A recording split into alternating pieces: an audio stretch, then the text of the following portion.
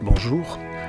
Le premier point que nous allons aborder au cours de cette série de tutoriels sur Moodle va concerner l'arborescence de votre présentation. En effet, si on souhaite que nos élèves puissent retrouver une activité que nous avons mise en ligne pour eux, il est important que ceux-ci ne se perdent pas en cours de route. Il faudra donc, avant même de commencer à déposer vos cours sur la plateforme, réfléchir à une arborescence adaptée à vos besoins, ainsi qu'à ceux de vos collègues.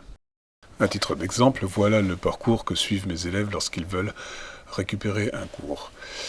Je suis un élève de terminale S, donc c'est un cours d'anglais, je clique sur anglais. Je vois que j'arrive sur la page d'accueil de l'anglais, je le vois d'ailleurs ici en haut dans le fil d'Ariane. Je vois qu'il y a 3 sous-rubriques, terminale première et seconde. Et il y a également 2 cours ici communs aux 3 niveaux, une rubrique concernant la méthodologie et une rubrique sur la grammaire. Mon élève de terminale S va donc cliquer sur terminale. Il a un nouveau choix qui se propose à ses yeux.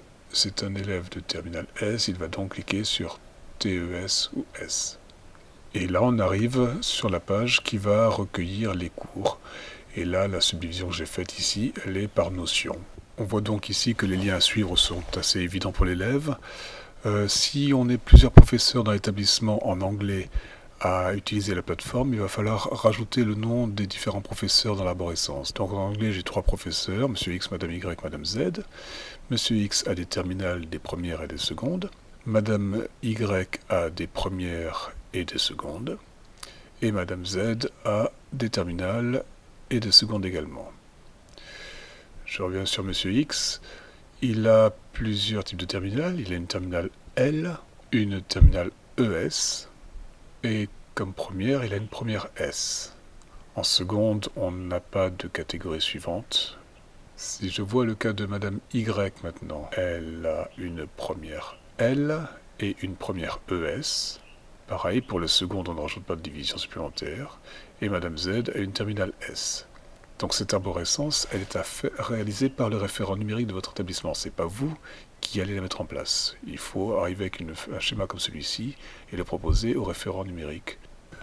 Revoyons maintenant le cas de Madame Z qui, comme on l'a vu, a une terminale et une seconde. En terminale, elle a une terminale S, donc on a une sous-catégorie.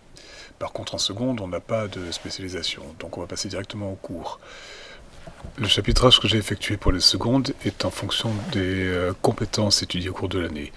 Donc je vais avoir un chapitre compréhension écrite, un chapitre expression écrite, puis compréhension orale, puis expression orale. Pour les terminales, on a vu le chapitrage en fonction des notions, mythe zéro, espace et échange, notion de progrès, formes et lieux de pouvoir. On remarque en vert ici que les rubriques ont été créées par l'enseignant. Tout le reste a été créé par le RUPN de votre établissement, mais là en vert, ce sont vos cours, et qui sont reconnaissables avec le petit symbole qui s'affiche sur l'écran, qui sera devant le nom de chacun de vos cours. Voici maintenant une proposition d'arborescence pour le collège.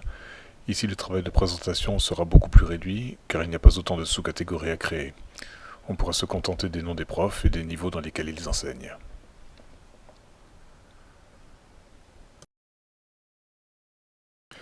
Dernier exemple, Moodle peut également héberger les productions mutualisées.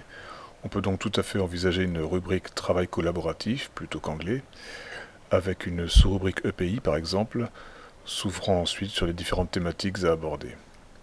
Il sera toujours possible par la suite d'envisager des aménagements à cette structure de base en rajoutant les noms des professeurs intervenant dans ces rubriques.